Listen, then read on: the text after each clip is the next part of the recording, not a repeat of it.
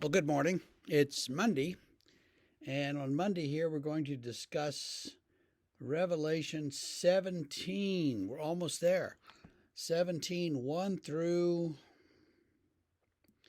let's go 1 through 6. 6a, actually.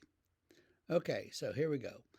Then one of the angels who had the 7 bowls came and said to me, "Come, I will show you the judgment of the great prostitute who is seated on many waters, with whom the kings of the earth have committed sexual immorality, and with the wine of whose sexual immorality the dwellers on earth have become drunk." And he carried me away in the Spirit into the wilderness, and I saw a woman sitting on a scarlet beast that was full of blasphemous names, and it had 7 heads and 10 horns. The woman was arrayed in purple and scarlet, and adorned with gold and jewels and pearls, holding in her hand a golden cup full of abominations and the impurities of her sexual immorality. And on her forehead was written a name of mystery, Babylon the Great, mother of prostitutes and of earth's abominations. And I saw the woman drunk with the blood of the saints, the blood of the martyrs of Jesus. So he sees this woman, this queen-like woman. Now, who could this represent? Who do you think? Class? Generations of Protestants have said, well, that's obviously the Roman Catholic Church. Well, it's obviously not the Roman Catholic Church. Some of the descriptions seem to fit if you want to view the church in a particular way, but that is more a result of Protestant anti-Catholic rhetoric than it is anything in the scriptures. It's going to go on and interpret this in the rest of the chapter, and I think we're going to see that this woman represents the Roman Empire, and the Roman Empire is, of course, going to be judged because of its evil opposition to the church and to the faithful. So that's what we're going to see, I think. We'll go into that a little bit more over Tuesday and Wednesday as we finish this chapter. It's some of the symbolism here, though, is very suggestive of all kinds of things. Seated on many waters. What does that mean? Well, the Roman Empire was spread out all over the world, or the known world, the Mediterranean world, and so that makes sense. The kings of the earth have come to Rome seeking peace and seeking their favor, so they've committed immorality with Rome. He's carried away into the wilderness, and he sees a woman sitting on a scarlet beast full of blasphemous names with heads and kings, and we're going to get into all of that. The woman is arrayed in purple and scarlet. Now, these are the colors that the emperor would wear,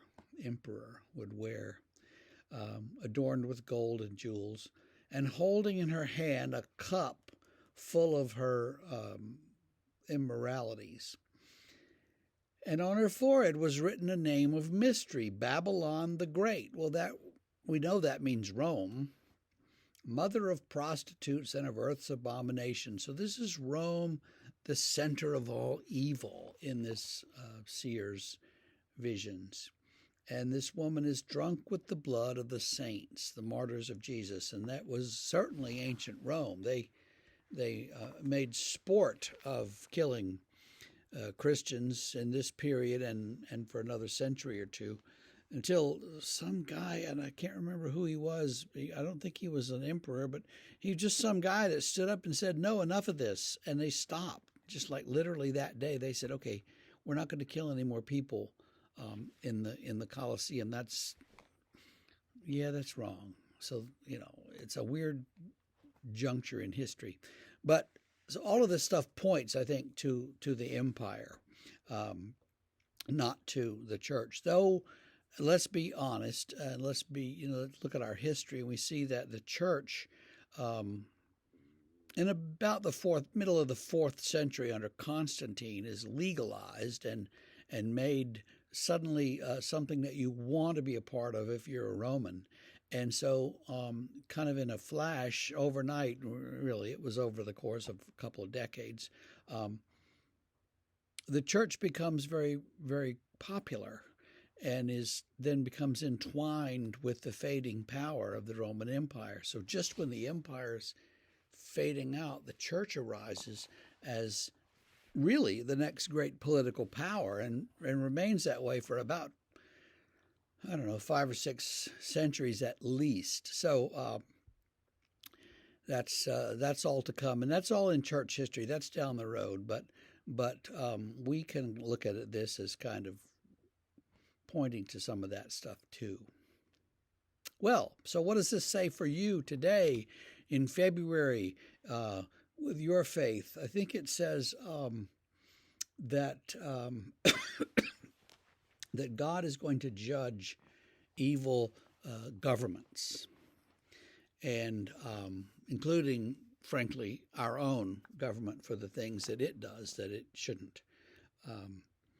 And so we're carried away. We get carried away, and these governments are carried away, and they will be judged. We're not quite there yet, but it's going to happen in the rest of the chapter. And that's something that we need to keep in mind. The government is not going to solve our problems, though the government can help.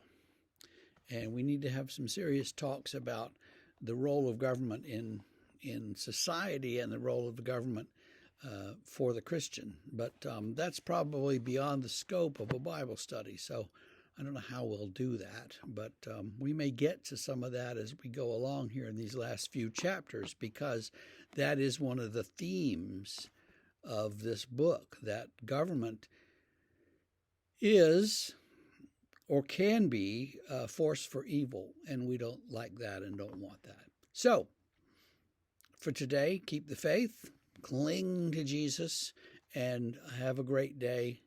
We will see you tomorrow morning.